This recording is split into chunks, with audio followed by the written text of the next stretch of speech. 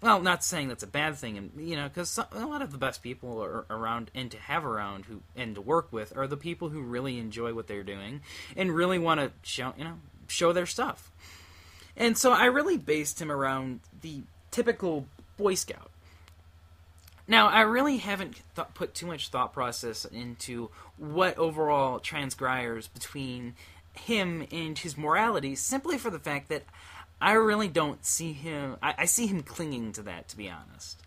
And overall, he, like all things, he's going to do things that might not necessarily be right or morally correct, but more often than not, situation by situation. Outside of that, I really didn't have too many inspirations or thoughts when I created Daean, on a piece of paper back in the middle of college. I really didn't put a whole lot down on that piece of paper, and to be honest, he sort of just, the inspiration sort of came and went with him.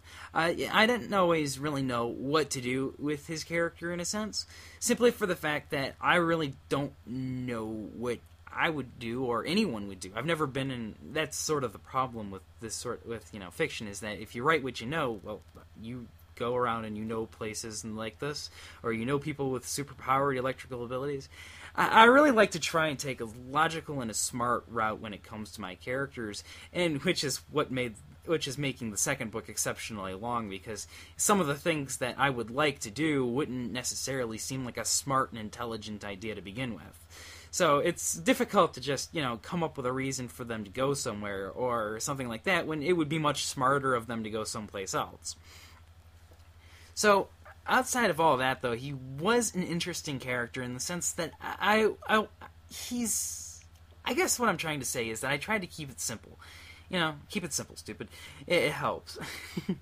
Overall, I really wanted a enjoyable, kind and compassionate character, kind of like most, heroes and protagonists are, but one who really took into consideration what he was doing in general. I wanted him to have a wide spectrum of feelings and emotions. I honestly think that he came off as a really well-rounded character. Now, I have had a couple of people say that they didn't really find him all that relatable, but, they said that was their own, that was their personal opinion and how they worked.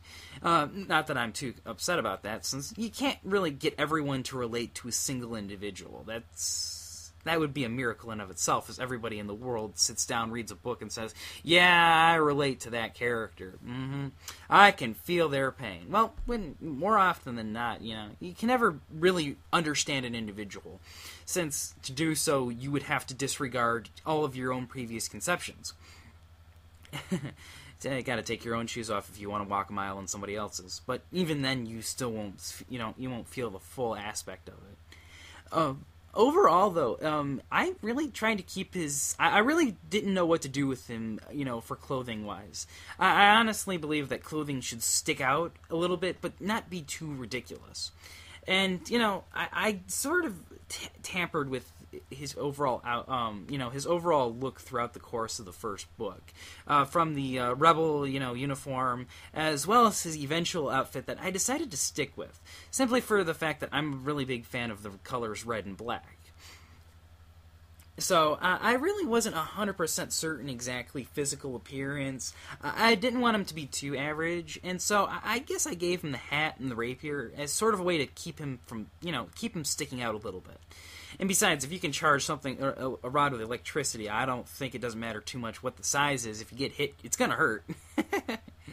So, yeah, I really tried to keep his... I really didn't want him to look like anything quite like before.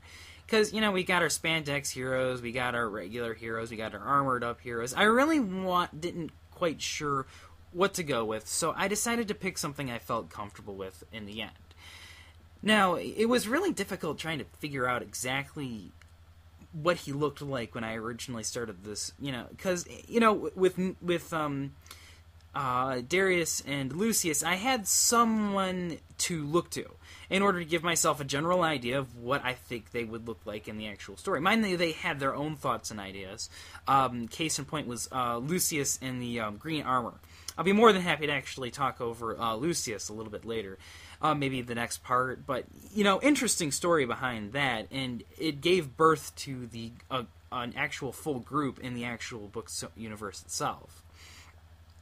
Well, anyway, a little bit more. I honestly didn't really get the whole bullies thing in terms of a lot of stories sort of have bullies, and I took that sort of from the nostalgia critic himself, is that he always complained about, bullies being bullies for no reason. And so I wanted to create him to have it so he actually had something worth enjoying. He had a good friend, and maybe even, wife if things went uninterrupted or unaffected. He had a house, he had a father, he had a place to live, basic, Everything about him was that he had something everyone else sort of wanted. He had average looks. Not everybody looks good in the world that I've created. But he looked average, and that looks good in that world. He had a good friend, a beautiful girl on his side. I honestly think this would be the type of person people would bully on if they were if they found this individual to be, weak-willed or incapable of fighting back or not wanting to fight back. So I really did, create a character who I felt that would be legitimately bullied in this situation.